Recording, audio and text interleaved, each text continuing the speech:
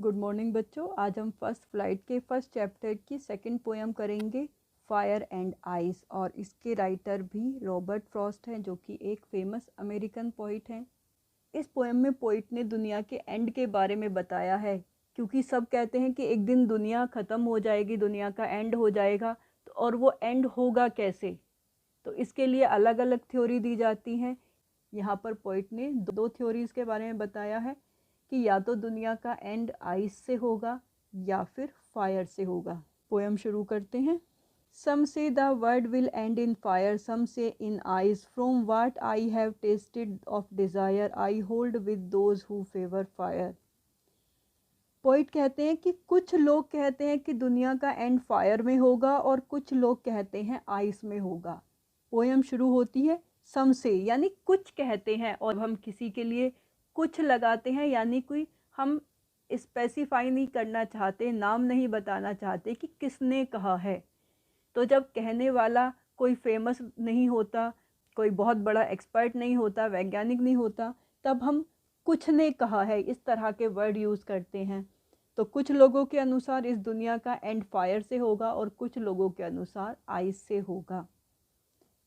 From what I have tasted of desire, I hold with those who favour fire. Poet कहते हैं कि जहाँ तक मैंने डिज़ायर का टेस्ट किया है, यानी उसको चखा है, तो मैं उन लोगों का फेवर करूँगा जो फायर का साथ देते हैं, यानी जिनके अकॉर्डिंग दुनिया का एंड फायर से होगा। तो पोइट किस के साथ है? फायर वालों के साथ है कि दुनिया फायर से ही एंड होगी। But if it had to perish twice, I think I know enough of it. लेकिन अगर दो बार इस दुनिया को एंड होना हुआ, यानी कि एक बार फायर से एंड हुई और दूसरा ऑप्शन और मिला एंड होने का, तो निश्चित रूप से आइस से भी दुनिया एंड हो सकती है, क्योंकि मैं हेट के बारे में भी बहुत कुछ जानता हूँ। To say that for destruction ice is also great and would suffice. क्योंकि वो कह सकता है कि आइस से भी बहुत ज़्यादा डिस्ट्रक्शन हो सकता है, बहुत ज़्यादा विनाश हो सकता है, दुनिया का एंड हो सकता है, और ये काफ़ी है। तो ये दोनों थ्योरी कि दुनिया का एंड फायर से होगा या दुनिया का एंड आइस से होगा, इस बात पर डिपेंड करती हैं। कुछ लोगों के अनुसार एक दिन दुनिया का टेम्परेचर इतना ज़्यादा बढ़ जाएगा, सन इतना ज़्यादा गर्म हो जाएगा कि एक्सप्लोड हो जाएगा, और उसके बाद चारों तरफ गर्मी इतनी फैल जाएगी कि लोग मर जाएंगे, दुनिया ख़त्म हो जाएगी। लेकिन दूसरी तरफ लोग हैं जो कहते हैं कि एक दिन सन का टेम्परेचर बिल्कुल ज़ीरो हो जाएगा, हर तरफ आइस होगी, फ्रीज हो जाएंगे सब कुछ, और दुनिया एंड हो जाएगी। यानी कि दोनों ही एलिमेंट, चाहे वो फायर हो या आइस हो, इतने ताकतवर हैं कि ये दुनिया को नष्ट कर सकती हैं। यहाँ पर पोइट ने इन दोनों फायर एंड आइस को सिंबल के रूप में लिया है।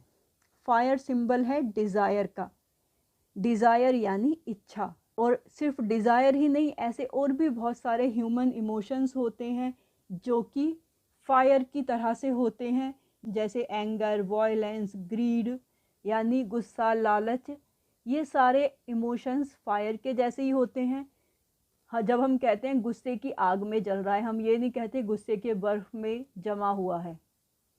तो गुस्से की आग हो या वो वॉयलेंस की आग हो, जब भी लोगों को गुस्सा आता है, जब वो वॉयलेंस करते हैं, तो आगजनी जैसी घटनाएं होती हैं, यानी एक दूसरे को तबाह करने पर तुल जाते हैं।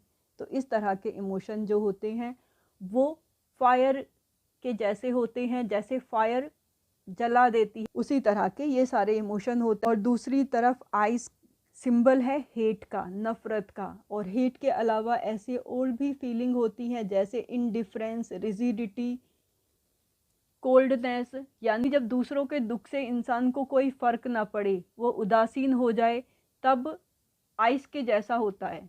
यानी हमारी इमोशंस पर बर्फ़ जम जाती है, हमें कोई फ़र्क नहीं पड़ता कि किसी का भला हो रहा है, किसी का बुरा हो रहा है, कोई रो रहा है, चीख रहा है, दुखी हो रहा है। जब दूसरे के दुख के प्रति हम उदासीन हो जाते हैं, तब ये बिल्कुल आइस के जैसे होता है।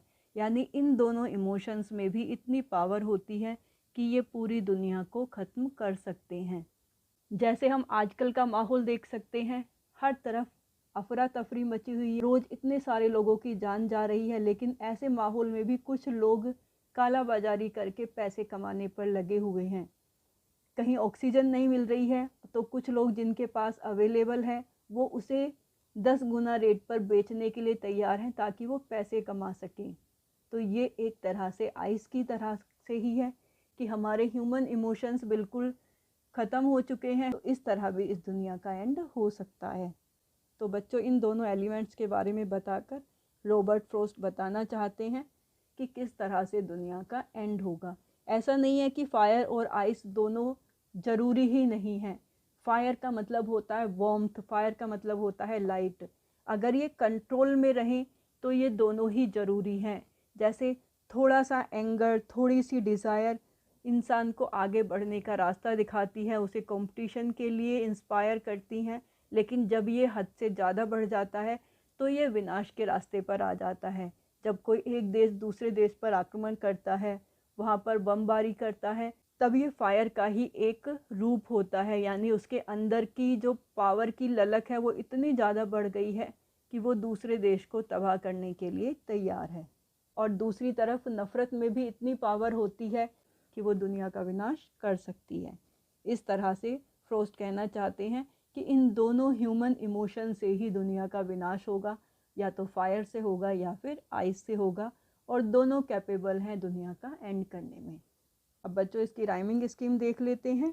फायर राइम करती है डिज़ायर के साथ और फिर फायर के साथ, यानी इसकी राइमिंग स्कीम ए, उसके बाद आइस बी, ए ए। आइस राइम करती है ट्वाइस के साथ, तो यहाँ बी और आइस के साथ, और फिर सफाइस के साथ। हेट और ग्रेट सी सी, यानी इसकी राइमिंग स्कीम हो गई ए बी सी और बी सी बी। ओके बच्चों।